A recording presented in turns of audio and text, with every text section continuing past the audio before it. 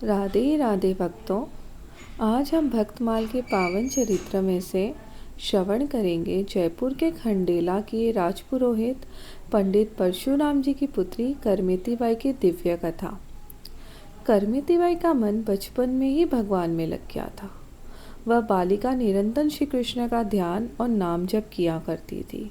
कभी वह हाँ नाथ कहकर रोने लगती तो कभी कीर्तन करते हुए नाचने लगती और कभी हंसते हंसते लोटपोट हो जाती। उनके इस भक्त प्रेम की अवस्था को देखकर घर के लोग बहुत खुश होते।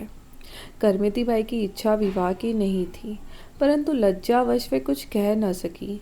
पिता ने विवाह कर दिया, लेकिन जब ससुराल वाले उन्हें लेने आए तो वे व्याकुल उठी। उन्होंने प्रभु से आर्त भाव से प्रार्थना की और आधी रात को जब सब सो रहे थे, वह अकेली बालिका चुपचाप घर से निकल पड़ी और वृंदावन की ओर चल पड़ी। सुबह जब घर में हलचल मची तो उनके पिता और राजा के घुड़सवार उन्हें खोजने निकले। करमेती बाई ने जब घोड़ों की टाप सुनी तो वह डर गई।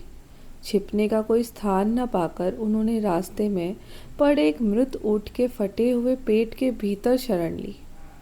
उस सड़े हुए शरीर की दुर्गंध उनके लिए प्रभु कृपा से सुगंध में बदल गई। 3 दिन तक वे उसी अवस्था में भूखी प्यासी छिपकर नाम जप करती रही और चौथे दिन वहां से निकलकर अंत में वे वृंदावन के ब्रह्मा कुंड में पहुंच गई। इधर पिता परशुराम जी ढूंढते हुए वृंदावन आए। ब्रह्मा कुंड के पास उन्होंने देखा कि उनकी पुत्री साधु वेश में ध्यान मगन बैठी है।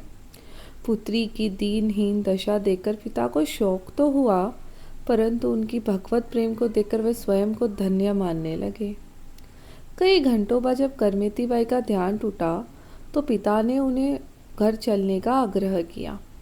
तब करमेती बाई ने बड़े ही सुंदर और शब्द में कहा, पिताजी, यहाँ आकर भी कोई लौटा है? मैं तो ब्रज राजकुमार के प्रेम में डूबकर मर चुकी हूँ।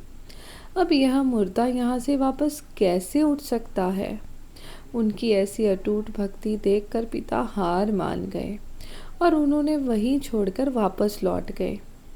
जब राजा ने यह समाचार सुना तो वह करमेती बाई के दर्शन करने वृंदावन आए। राजा के बहुत आग्रह करने पर करमेती बाई ने एक छोटी कुटिया बनवाना स्वीकार कर लिया। राजा ने ब्रह्मा कुंड के पास उनके लिए कुटिया बनवा दी। करमेती की अनन्य भक्ति से राजा को भी प्रभु का परम भक्त बना दिया। धन्य है ऐसी महान भक्त और उनकी निष्ठा।